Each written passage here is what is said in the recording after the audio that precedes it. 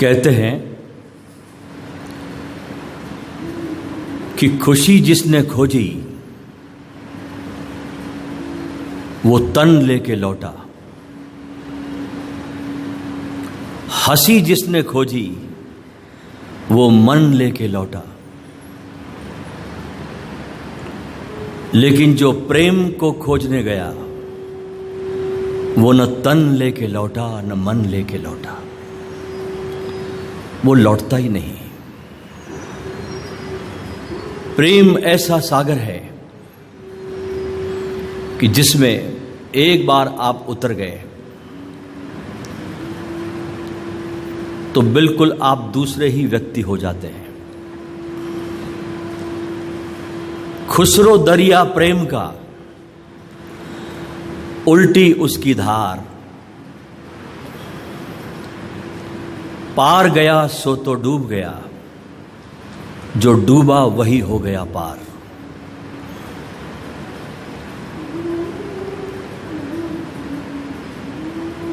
छोटा सा बालक जब पैदा होता है देखिए उसमें कितनी जीवंतता है। कहते हैं छोटा शिशु पूरे दिन भर में 400 बार मुस्कुराता है। एक युवक वो दिन भर में 14 बार मुस्कुराता है। लेकिन ज्यों-ज्यों व्यक्ति प्रौढ़ होता है, ज्यों-ज्यों व्यक्ति की उम्र बढ़ती है, प्रौढ़ हो जाता है, तो मुस्कुराना भूल जाता है। इसलिए प्रौढ़ व्यक्ति कभी मुस्कुराते नहीं। और प्रौढ़ में अगर कोई पढ़ा लिखा हो तो और मुश्किल। अगर बहुत ज़्यादा कोई पढ़ लिया, लिख लिया, कोई स्कॉलर बन गया तो वो कभी मुस्कुराते नहीं। उनके होठों पे मुस्कुराहट कभी आती नहीं। वे मात्र एक सूचना के यंत्र बनकर रह जाते हैं। और इससे बड़ा जीवन का कोई अपमान नहीं कि जब एक व्यक्ति मात्र सूचना का एक यंत्र बनकर रह गया। जो सूचना इकट्ठी की हमने बाहर से, उसका यंत्र बनकर रह गया और उसी को ज्ञान समझ लिया। जो सूचना का कचरा बाहर से इकट्ठा किया उसी को अपना ज्ञान समझ लिया और अपने द्वार बंद कर लिए। इसलिए शिव सूत्र में एक सूत्र बड़ा अजीब आता है, ज्ञानम बंधः, कि ज्ञान सबसे बड़ा बंधन है। ये कौन से ज्ञान की बात शंकर कहते हैं? यह सूचना का यंत्र जो बाहर से हम डालते हैं, किताबों को पढ़ के चारों तरफ से जो हम इकट्ठा करते हैं कचरा, उसको हम अपना ज्ञान मान लेते हैं और भ्रांति में जीने लगते हैं। और जब व्यक्ति भ्रांतियों में जीता है तो उसके भीतर से जीवंतता समाप्त हो जाती है, उसके भीतर से आश्चर्य का बोध समाप्त हो जाता है। एक धार्मिक व्यक्ति के भीतर जो परम गुण होते हैं उसमें एक गुण सुकरात कहता है कि परम सत्ता को जानने वाला व्यक्ति का पहला गुण है कि वो कुछ जानता नहीं, वो खाली होता है, बिल्कुल खाली। दूसरा गुण बताया कि आश्चर्य के बोध में डूबा रहता है, अपने जानने की बीमारी से पीड़ित नहीं होता।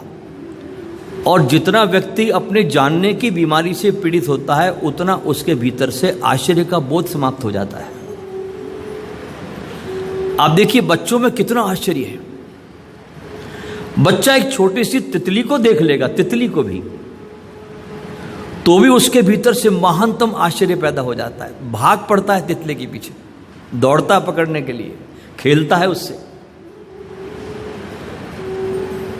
लेकिन ये बड़े होते होते, ज्ञान इकट्ठा करते करते, उसके दंभ में जीते जीते, हम सब ये जो परमात्मा ने, जो अस्तित्व ने हमको जो वरदान दिए हैं, इन वरदानों को हम श्राप में बदल देते हैं। जीवन बहुत सरल और सहज है, लेकिन इस सरलता को जीने के लिए, सहजता को जीने के लिए हमें भी सरल और सहज होना है। सरल होना चाहिए, सहज होना चाहिए।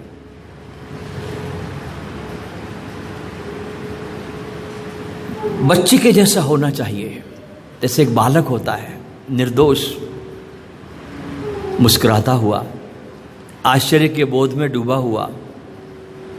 क्योंकि क्या जान सकते हैं यहां पर हम, इतना विराट है जानने को। अभी तो जिस शरीर में हम रहते हैं, इस शरीर को ही वैज्ञानिक की इतनी खोजें हुई है, फिर भी वैज्ञानिक कहते हैं कि तुम्हारे शरीर को अभी तक हम सिर्फ 10 और 15% ही जान सके हैं, आपकी बॉडी को।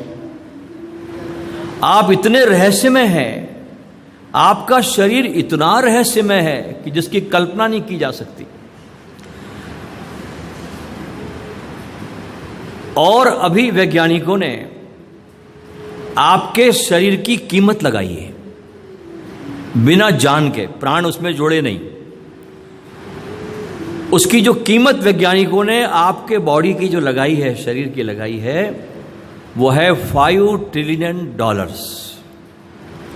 और उन्होंने कहा कि अगर एक व्यक्ति की औसतन आयु अगर 100 वर्ष है, एक औसत आयु पकड़ी व्यक्ति की, कि अगर एक व्यक्ति की औसतन आयु 100 वर्ष है और कीमत अगर शरीर की $5 ट्रिलियन है, तो उसके प्रत्येक सेकंड की कीमत कितनी होगी एक व्यक्ति के? तो उन्होंने आंकड़ा बताया कि व्यक्ति के एक सेकंड की कीमत $5 लाख है। यानी आपके एक एक सेकंड की जो कीमत है, $5 लाख है आपके एक एक सेकंड की कीमत। लेकिन इन क्षणों को हम कैसे बर्बाद करते हैं?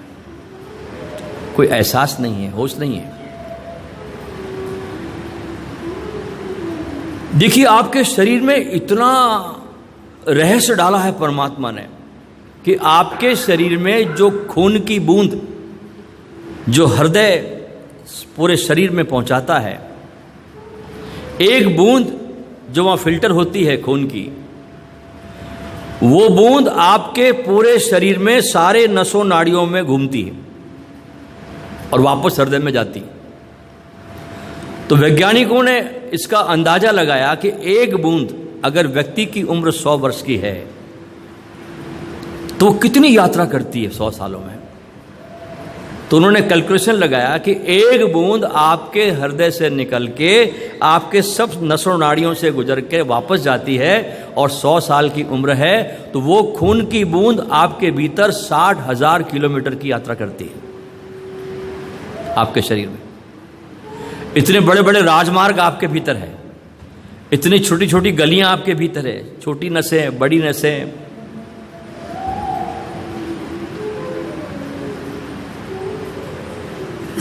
आपके पास लिवर है।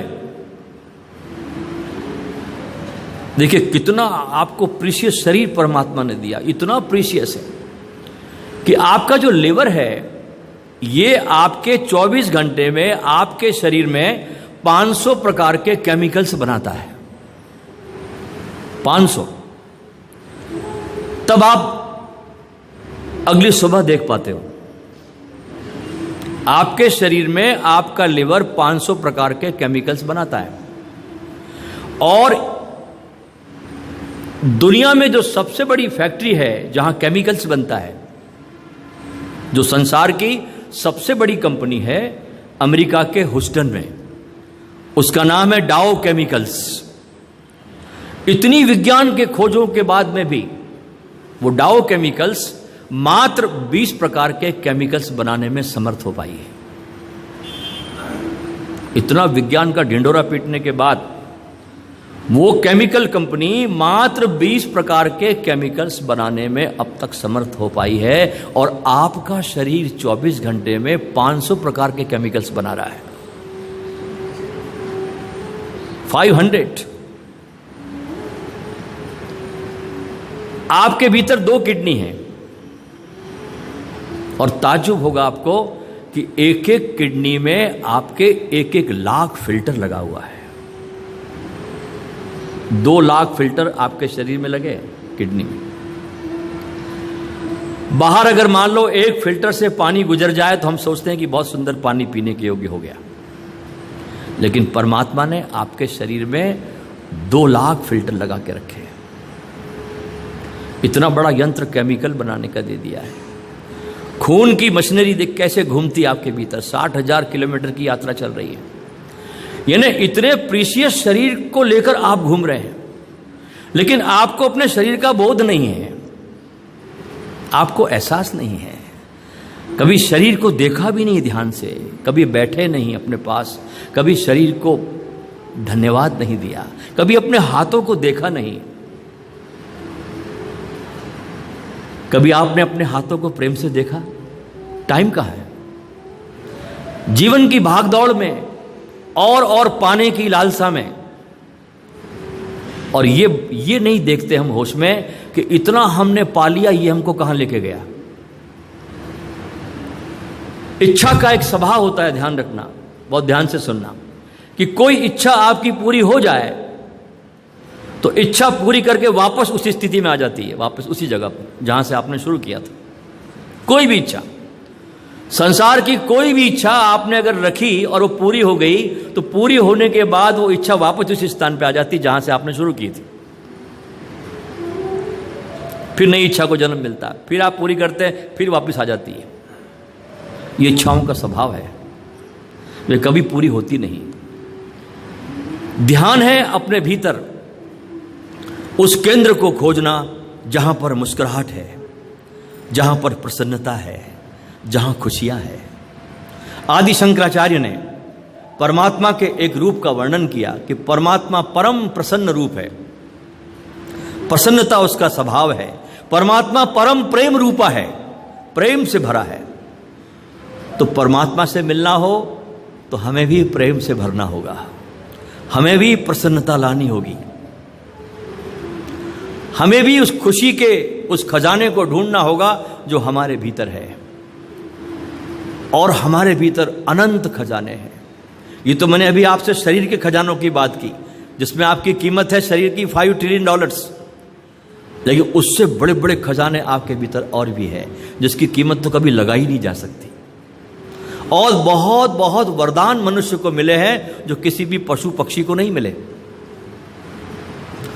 पशुओं में, पक्षियों में, जानवरों में और इंसानों में बहुत असमानताएं हैं।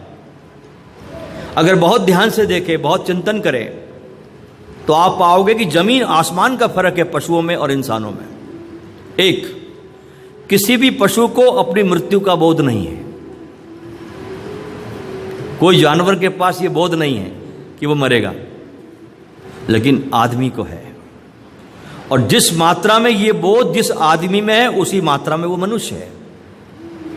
और जो व्यक्ति इस मृत्यु के बोध को भुलाकर जीता है, वो उसी मात्रा में पशु की तरह जी रहा है, क्योंकि मनुष्य को यह बोध है कि वो मरेगा, लेकिन हम सब इस बोध को भुलाकर जीते हैं। यही हमारे दुखों का कारण है। इसलिए हमारे जीवन में वैराग्य का उदय नहीं होता। क्यों नहीं होता? क्योंकि इसको हम भुलाकर जीते हैं। अगर इसको हम अपने जीवन के कार्य को करते हुए, सारी जिम्मेदारियों को निभाते हुए, अगर हम इसका स्मरण रखने लगे, तो हमारे मोह के बंधन शिथिल होने लगते हैं। जहाँ जहाँ हमारे धागे अटके हुए, जहाँ जहाँ हमने अपने पैरों पर बेड़ियाँ डाल के रखी है, वे बेड़ियाँ टूटने लगती हैं। क्योंकि हम ही अपने बेड़ियों के निर्माता है। ध्यान रखना, कोई दूसरा तुमको कभी गुलाम नहीं बना सकता, तुम खुद उत्सुक हो बनने के लिए।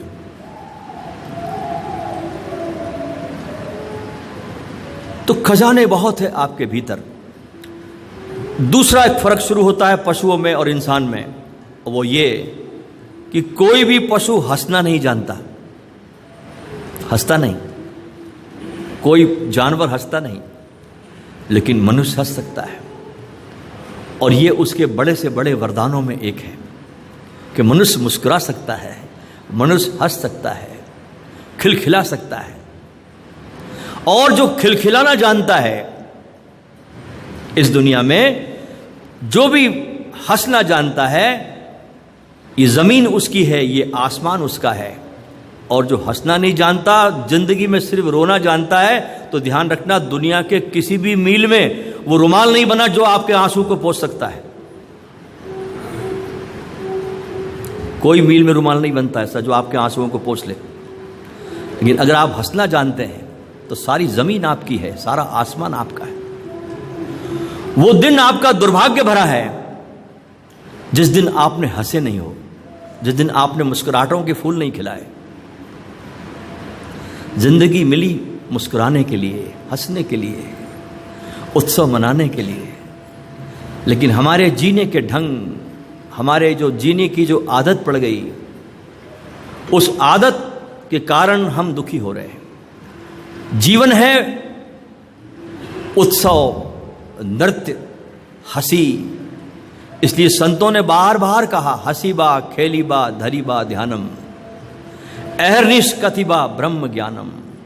गोरख की बड़ी प्रसिद्ध युक्ति है ये, अहर्निश कथिबा ब्रह्म ज्ञानम। आलतू फालतू चीजों को मत सुनो, गोरख कहते हैं। हम दिन भर कितना कचरा सुनते हैं, मजे की बात है। देखो अपने जीवन को देखिए आप, कि 24 घंटे में हमने अपने इस कानों से कौन सी सार्थक बात सुनी? मात्र कचरा। जिन चीजों से हमारा कोई लेन देन नहीं था, जिससे हमारा कोई संबंध नहीं था, वहां भी हमारा चिंतन जाता है। जैसे ध्यान करिए कि आप अपने घर में बैठे और अचानक सड़क से किसी दूल्हे की बारात निकलती है। आदमी 1000 काम छोड़ करके अपने घर का आकर के बालकनी में खड़ा हो जाएगा उस बारात को देखते हुए। आपका उससे कोई संबंध है? कोई रिलेशन है आपका उससे? और तब तक देखता रहेगा जब तक वो बारात उसकी आंखों से ओझल नहीं हो जाती। और यहीं पर आदमी रुकता नहीं, घर में आता है और अपने परिवार से कहता है, जोड़ी ठीक नहीं थी। तेरे को कोई मतलब है इससे? कोई अर्थ है? कोई संबंध है? लड़का काला था, लड़की गोरी थी, जोड़ी ठीक नहीं थी। यानी देखिए, हम अगर अपने चीजों पे ध्यान दे जीवन के, तो हम ये पाएंगे कि हमने व्यर्थ का चिंतन बहुत किया है जीवन में, जो हमको कहां लेके गया? कचरे के ढेर पर। इसलिए अगर हमारा जीवन कचरे से भर गया तो इसमें कोई आश्चर्य की बात नहीं है, क्योंकि चिंतन हमने कचरे का किया है। ध्यानी व्यक्ति पल पल, हर पल जागा हुआ अपने भीतर वही चीज ले जाता है जो उसको विकसित कर सके, जो जिसमें उसका विकास हो। वो वही ध्वनियों को सुनेगा, वही शब्दों को अपने भीतर ले जाएगा जो उसको विकसित करता हो। इसलिए ध्यान है तो सब कुछ है, और ध्यान नहीं तो कुछ भी नहीं। इसलिए ओशो कहते हैं कि आपके पास सब है, धन है, संपत्ति है, मकान है, जमीन है, जायदाद सब है, लेकिन ध्यान नहीं है तो समझना आपसे बढ़कर कोई दरिद्र कोई नहीं है। क्योंकि जिसके पास ध्यान नहीं है तो धन उसका उपयोग करता है। ध्यान रखना, आप उसका उपयोग नहीं करते, धन आपका उपयोग करता है। और ये ध्यान रखना संसार में दोस्तों, कि हर संपत्ति अपने साथ एक नई विपत्ति लाती है। हम सोचते हैं कि ये संपत्ति मिल जाएगी तो मैं बहुत आनंदित हो जाऊंगा। अभी तक जितना हमको मिला, जो भी हमने पाया, अनुभव यह कहता है कि हर संपत्ति अपने साथ एक नई प्रकार की विपत्ति लाती है, आनंद नहीं देती। क्योंकि आनंद का स्वरूप तो आप स्वयं है, आपके अलावा आनंद और कहीं है भी नहीं। आनंद स्वरूप है आप, और इसको हम बाहर ढूंढते हैं वस्तुओं को इकट्ठा करने में, और जीवन चला जाता है वस्तुओं को इकट्ठा करते करते करते करते। ये इकट्ठा कर लूँ, ये गाड़ी ले लूँ, ये बैंक बैलेंस बना लूँ, ये मकान का एक फ्लोर और बना लूँ, ये कर लूँ, वो कर लूँ, बच्चों की शादियाँ सब करके आदमी हार जाता है।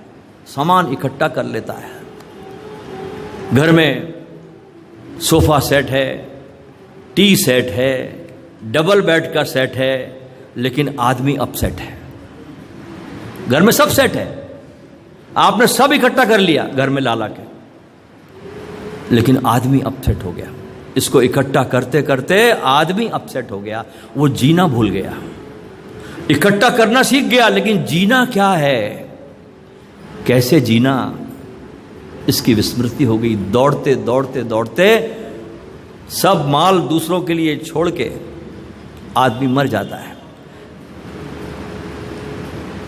अपने काम कुछ नहीं आता। जैसे होता ना रेशम का कीड़ा, रेशम बहुत बुनता है, लेकिन अपना रेशम बुना हुआ उस कीड़े के काम नहीं पड़ता, उसी में उलझकर मर जाता। ऐसे ही संसार अपने मकड़ जाल में उलझकर लोग मर जाते हैं। मैं तो संसार में उस व्यक्ति को जीनियस कहूंगा, बुद्धिमान कहूंगा, बाकी सब मेरे निगाह में कुछ भी नहीं है, कि जिसने जो भी जीवन में भागकर दौड़कर पाया हो, श्रम करके इकट्ठा किया हो, उसको अपने स्वयं के विकास में लगाए, वे बुद्धिमान है। और जो आदमी धन संपत्ति वैभव को प्राप्त करके भी अपने आत्मा की खोज में नहीं जाता, उससे बड़ा कोई दरिद्र नहीं है। सुकरात का एक बड़ा प्रसिद्ध वचन है। देखिए, सुकरात इतने गजब के व्यक्ति थे, इतने संबुद्ध, कि कल उनको जहर दिया जाना है, और आज की रात अपने कुछ प्यारे शिष्यों के साथ बैठकर सुकरात बात करता है, अपने अमृत को बांट रहा है, अपने झोली में से खजाने शिष्यों को दे रहा है। उस रात उसने कुछ सूत्र कहे अपने शिष्यों को, उसमें से एक सूत्र ये भी है। सुकरात कहता है कि मेरे जाने के बाद मेरे जो बच्चे हैं, मेरी जो औलादे हैं, वे अगर धन संपत्ति वैभव को प्राप्त करने के बाद मेरे बताए रास्ते पर न चले, तो उनको भी वही दंड देना जो तुम मुझको दे रहे हो। कोई बाप लिख सकता है ऐसी वसीयत अपने बच्चों के लिए? तो सुकरात लिख के गया कि धन संपत्ति वैभव को प्राप्त करने के बाद अगर उनके अंदर आत्मा की खोज पैदा ना हो, तो उनको भी वही दंड करना जो आप मुझे दे रहे हो। क्योंकि बाहर का वैभव, बाहर की संपत्ति परमात्मा ने आपको वरदान के रूप में दी ही इसलिए है कि आप उसके सुमिरन में अपना वक्त थोड़ा निकालें, उसको याद करें, उसको अपने जीवन में अब प्रथम स्थान दें। जो व्यक्ति धन संपत्ति को पाने के बाद में भी परमात्मा को प्रथम स्थान पर नहीं रखता, उससे बड़ा मूढ़ कोई नहीं है।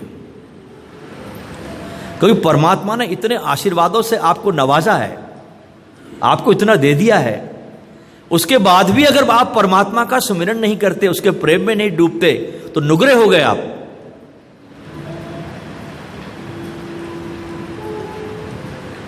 और आपके जाते ही पता नहीं कौन कौन से ठग आपकी संपत्ति को लेके जाएंगे। इसलिए जीनियस काम करो कि जो भी आपने कमाया, जो भी आपके पास है, उसको श्रेष्ठतम तरीके से अपने विकास पर लगाओ। दुनिया के जितने भी बुद्धिमान लोग हुए हैं, चाहे बुद्ध हुए हो, चाहे महावीर हुए हो, चाहे कृष्ण हुए हो, इन्होंने सारे बाहर के वैभव को अपने विकास की ओर अग्रसर किया। आप जानकर हैरान होंगे कि 70 साल की अवस्था में भगवान श्री कृष्ण द्वारका नगरी को बसा चुके, और कहते हैं कि सोने की द्वारका थी। द्वारका नगरी बसाने के बाद 70 वर्ष की अवस्था में भगवान श्री कृष्ण को अपने भीतर मौन में जाने की प्यास पैदा हुई, और जब मौन में जाने की उत्कंठ अभिलाषा पैदा हुई कृष्ण के भीतर, अब देखिए, कृष्ण को हम पूर्ण अवतार कहते हैं, संपूर्ण अवतार कहते हैं हम कृष्ण को, लेकिन ध्यान रखना, जो श्रेष्ठतम लोग होते हैं ना, वो अपनी यात्रा को विराम कभी नहीं देते। वो यात्रा ही क्या जो विराम को प्राप्त हो जाए। यात्रा सदैव चलती रहती है। 70 साल की अवस्था में कृष्ण को पैदा हुआ, भीतर जाने का अदम्य साहस, और उस भीतर की पुकार के सामने, उस आवाज के सामने कृष्ण ने जरा भी द्वारका की चिंता नहीं की। एक क्षण में द्वारका को लात मारी। उस नगरी को भूलकर 70 वर्ष की अवस्था में श्री कृष्ण गौरांग रस ऋषि के आश्रम में जाकर 15 वर्षों तक मौन में डूब गए। आप डूब सकते? हम तो अपनी छोटी छोटी झोपड़पट्टियों को नहीं छोड़ सकते जो हमने बनाई, और कृष्ण सोने की द्वारका को छोड़ सकते हैं। हमने जो बनाई झोपड़पट्टियां, 3 दिन शिविर में आने के लिए भी हमको 50 दफे सोचते हैं कि ये फलाना काम रह गया, ये फलाना काम रह गया, वो काम रह गया, बच्चे का क्या होगा, पिता का क्या हो गया, उसका क्या होगा, उसका क्या हो गया। अरे तू अभी मर जाएगा तो फिर क्या होगा? तो अभी मर जाए मान लो,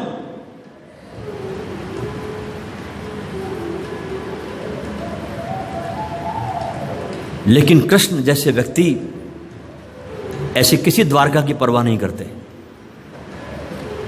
और चले गए। और 15 वर्षों तक कृष्ण गौरांग ऋषि के आश्रम में जाकर टोटल मौन में डूब गए। और जब 85 वर्ष की अवस्था में जब उस उपनिषद को प्राप्त ऋषि के आश्रम से जब उस नशे में झूमते हुए बाहर निकलते हैं, तब गीता का जन्म होता है। At the age of 85 Gita को जन्म देते हैं कृष्ण। ये गीता ऐसे नहीं जन्मती, गीता प्रयास मांगती है, गीता साधना मांगती है, गीता आपका श्रम मांगती है, आपका समय मांगती है। ये ऐसे गीता जन्म नहीं लेती। इसलिए श्रेष्ठतम व्यक्ति वो होते हैं जो अपने को निखारने में, अपने को विकसित करने में अपनी सारी ऊर्जा को लगाते हैं। जो भी उनके पास है, समय है, धन है, संपत्ति है, जो भी है, वो व्यक्ति कैलिबर का आदमी है जो इन सारी चीजों को अपने को विकास करने में लगाता है। वो बुद्धिमान व्यक्ति है। और इसी का आवाहन, इसी की पुकार हर बुद्ध पुरुष ने दी है। उठो और जागो, मोह निद्रा में सोए मत पड़े रहो। समय बहुत कीमती है, कब हवा निकल जाएगी कुछ कहा नहीं जा सकता। जितना भी समय है अपने को विकसित करने में लगाइए, अपने विकास करने में लगाइए।